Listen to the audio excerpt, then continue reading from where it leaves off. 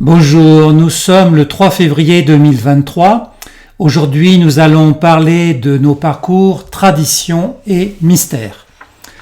Alors pour les vacances, les personnes qui le peuvent partent à l'étranger, soit pour changer d'air, soit pour découvrir de nouvelles cultures. Mais avec la crise actuelle, le budget vacances est de plus en plus réduit. Les vacanciers se replient donc sur la France pour découvrir de nouvelles régions qui finalement sont très diversifiées.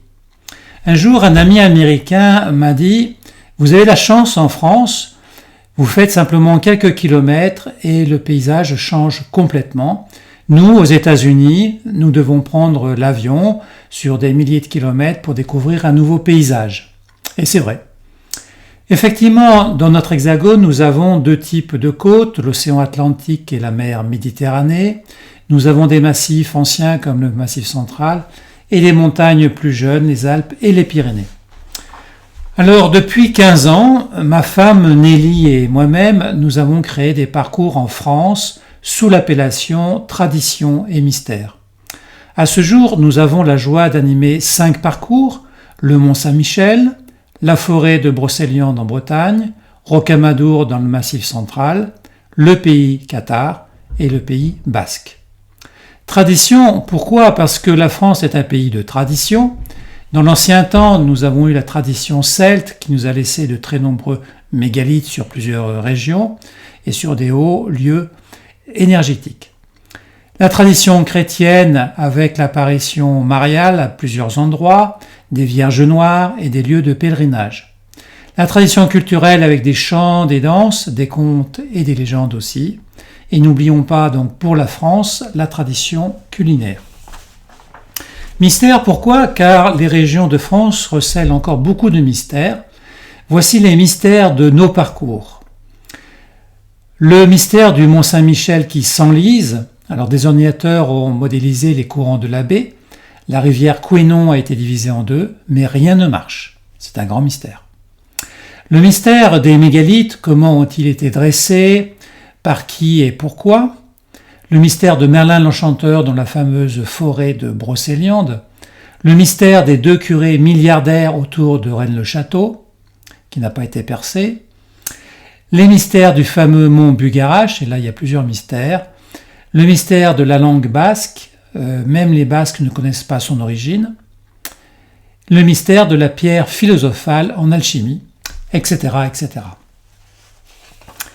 Alors bien sûr, au cours de nos parcours, Nelly et moi-même, nous donnerons des enseignements et des cérémonies quand c'est nécessaire, mais il est aussi important pour nous d'être accompagnés par ce qu'on appelle des gardiens des lieux, c'est-à-dire des personnes originaires de leur région qui portent leur conscience sur la mémoire des traditions, des contes et des légendes, les secrets de leur pays, la préservation des lieux sacrés pour honorer les anciens. Nelly et moi-même, nous nous considérons comme des pèlerins en chemin pour découvrir les traditions et les lieux sacrés. Nous passons toujours alliance entre le visible et l'invisible. Pour nous, l'univers est un et tout est interrelié. Chaque parcours donnera lieu à des initiations individuelles ou collectives selon le cas de figure. Célébrons la vie ensemble. De cœur à cœur, unissons-nous dans la conscience de l'unité. Communion avec l'infinie beauté des sites sacrés en France, acceptons l'autre dans ses différences, reconnaissons l'étincelle divine que nous portons tous dans notre cœur. Laissons faire la magie, qui veut dire l'âme qui agit. Ce que nous sommes est le cadeau que la vie nous a fait, ce que nous devenons est le cadeau que nous faisons à la vie. Concernant les 5 parcours que nous vous proposons, voici les points d'orgue de chacun d'eux, bien sûr dans la globalité. Le Mont Saint-Michel avec la traversée de la baie sur 11 km, 2 nuits sous les étoiles avec un guide professionnel. La forêt de Brocéliande, la magie de Merlin l'Enchanteur accompagné par un personnage haut en couleur qui est à la fois troubadour et druide.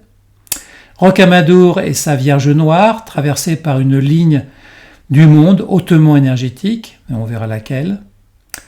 Le pays Qatar avec le qatarisme et Alette-les-Bains, pas très connu, la ville des dieux où Nostradamus a résidé.